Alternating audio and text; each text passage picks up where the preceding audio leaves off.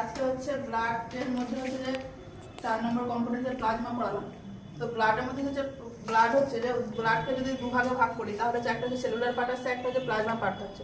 যে সেলুলার পার্টের মধ্যে হচ্ছে যে ব্লাডের যা বাকি কম্পোনেন্টগুলো থাকে সেগুলো থাকে, যেমন হচ্ছে আরবিসি, ডাব্লিউবিসি, প্লেটলেট। এবং যখন হচ্ছে যে প্লাজমা থাকছে, প্লাজমাটা হচ্ছে liquid part of the blood, yellow colour fluid, content clotting factor, plasma protein. এখানে কি থাকছে যে প্লাজমা প্রোটিন আর হচ্ছে যে ক্লটিং ফ্যাক্টর প্রেজেন্ট থাকছে প্লাজমার মধ্যে। প্লাজমা হচ্ছে যে কি বার করলে আমরা কি করতে হবে, যে হোল ব্লাড নিতে হবে, তার থেকে যে সেলুলার পার্টটা বার দিলে যে আমরা প্লাজমাটা পেয়ে যাবো। এখানে যে 1 ইউনিট প্লাজমা সমান হচ্ছে যে 200 ml টু হচ্ছে যে কি 250 ml কি থাকে যে প্লাজমা থাকে। স্টোরেজ টাইমটা হচ্ছে যেখানে 1 ইয়ার পর্যন্ত স্টোরেজ করা হয়। স্টোরেজ টেম্পারেচারটা হচ্ছে যে -30°C কী করা হয়, স্টোরেজ করা হয়। পারপাসটা কি, আমরা কি উদ্দেশ্যে হচ্ছে যে প্লাজমাটা ট্রান্সফিউশন করবো।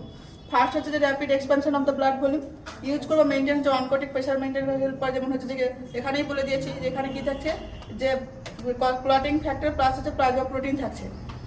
Use in deficiency of plasma protein, যখন হচ্ছে প্লাজমা প্রোটিন ডেফিসিয়েন্সি থাকে তখন ইউজ করছি। আর হচ্ছে ইউজ করছি যখন হচ্ছে ক্লটিং ফ্যাক্টর ডেফিসিয়েন্সি থাকছে।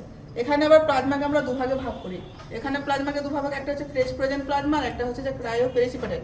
ফ্রেশ ফ্রোজেন প্লাজমার মধ্যে কি থাকবে, এখানে যে অল ক্লটিং ফ্যাক্টর প্রেজেন্ট থাকবে। এখানে যে ট্রান্সমিশন টাইমটা থাকে সেটা হচ্ছে যে 1.5 to 2 hours।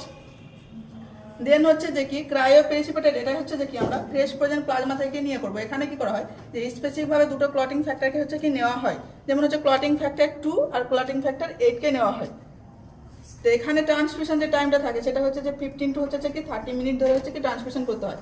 দেন হচ্ছে হিমোফিলিয়া, যে কোন কোন ক্লটিং ফ্যাক্টর ডেফিসিয়েন্সি থাকে হিমোফিলিয়ার ক্ষেত্রে।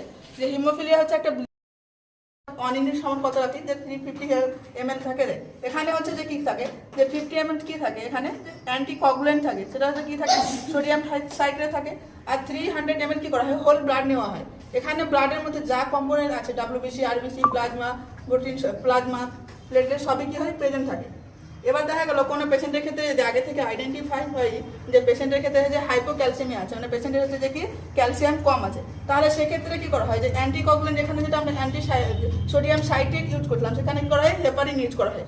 বাট এখানে যে সেই হেপারিনটা কি করা হয় যে কিছুক্ষণের জন্য ইউজ করা হয়, শর্ট টাইমে ইউজ করা হয়। এটা কখনো হচ্ছে যে কি 8 ঘন্টার বেশি ইউজ করা যায় না। কারণটা কি হয় যে হেপারিন কি করবে, যে ব্লিডিং হচ্ছে যে কি ডিসফ্যাক্টর হিসেবে কাজ করে। এখানে যে হোল ব্লাডটা হচ্ছে ম্যাক্সিমাম হচ্ছে যে স্টোরেজ টাইম থাকে সেটা হচ্ছে 35 days। স্টোরেজ টেম্পারেচারটা থাকছে 1 to 6°C এবং ট্রান্সফিউশন টাইমটা হচ্ছে যে 2 to 4 hours। তো আজকে এই পর্যন্ত।